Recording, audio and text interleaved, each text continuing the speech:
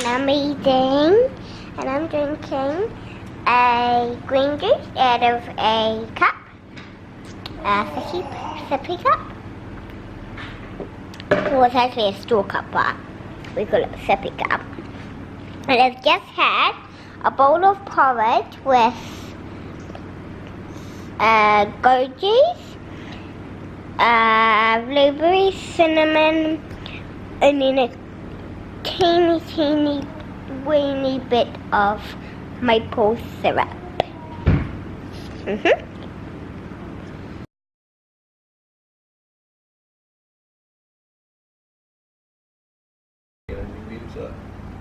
Right you go. So we've just got some green smoothie in here that Ocean's having a little bit of, slash it's poking herself in the eye with. There you go. And try it. She's had a little bit of it. She's probably had about maybe 25 mils worth of this. Okay. So it's pure liquid because she's only 6 months old. She's not on completely solid food yet, and I'm breastfeeding her. I plan to breastfeed long term. So in this smoothie it's also my smoothie, and I gave some to Ro as well, is bananas, kale, maca powder, spirulina, and it's really delicious, isn't it? And you've had some of it already, but you also like playing with it, don't you? Yeah. Yummy, yummy, yummy. Hey guys, so I just wanted to give you guys some tips about how to get your children eating healthy food, and this is applicable for nearly all ages.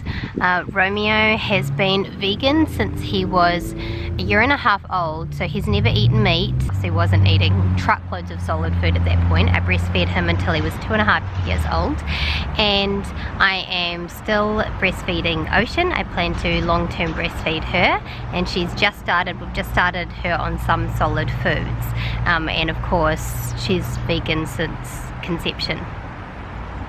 So I hope you guys find these tips really helpful, and just remember that it's never too late to start feeding your kids healthy food, and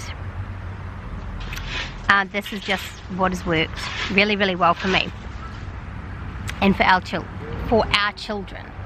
So number one is definitely be the role model. Your children are going to eat what you eat. So if you are eating fast food and you put a plate of, you know, steamed vegetables and rice and tofu in front of them, they're not going to eat it.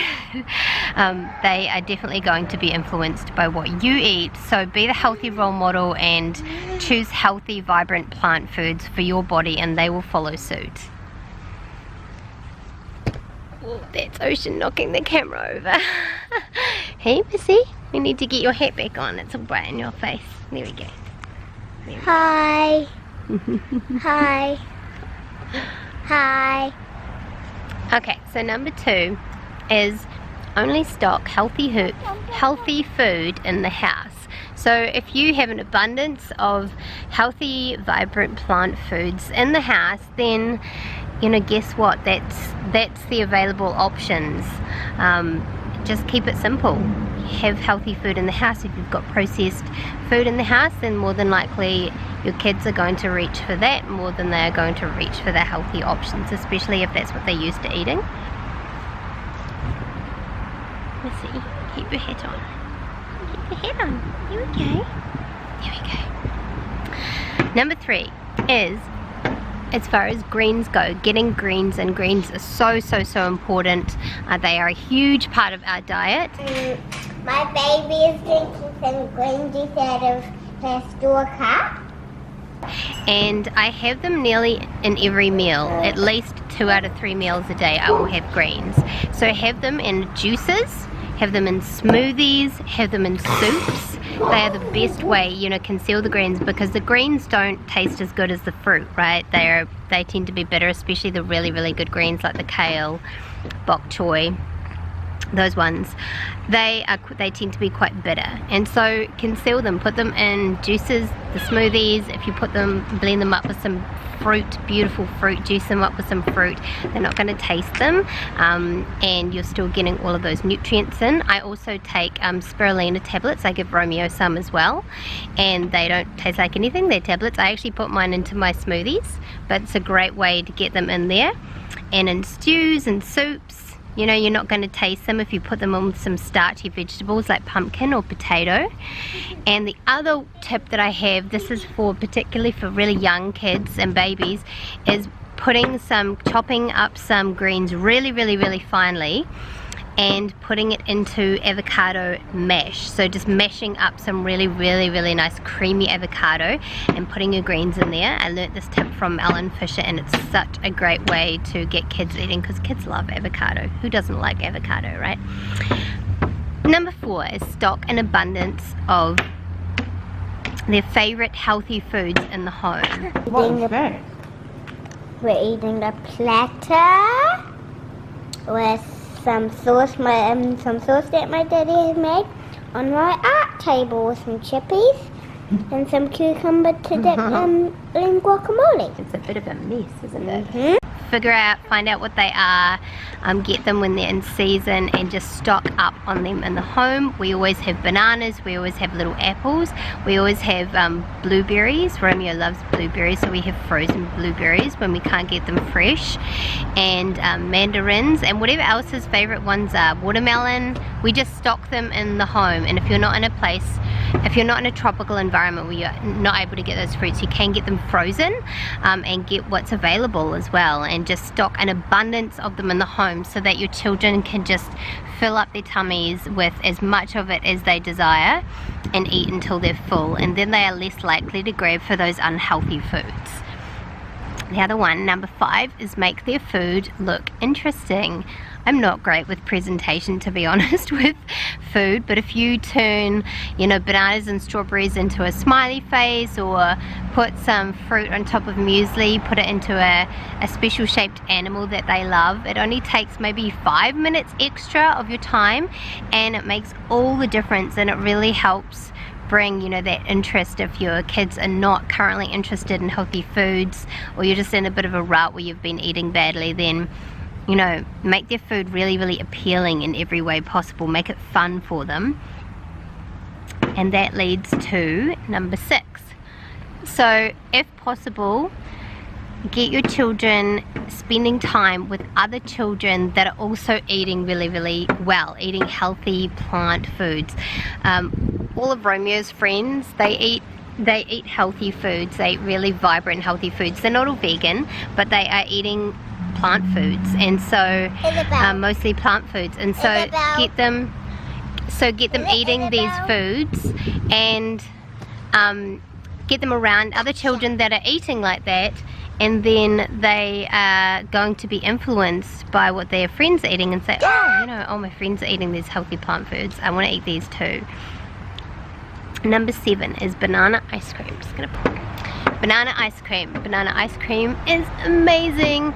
It's literally just frozen bananas blended up in a food processor or a really high-speed blender, and then it turns into ice cream, and you can add whatever you want to. You could add blueberries, you could even add greens in there and hide them in there, make it like, call it that, you know, the Hulk ice cream or whatever. You can play around with so many colors. You can add spirulina to make it green, or blueberries to make it blue. It's delicious. It's so creamy and yummy, and yeah, they can have ice cream. They can have ice cream for breakfast. Number 8 is have extra car snacks to avoid unhealthy stops on the way home.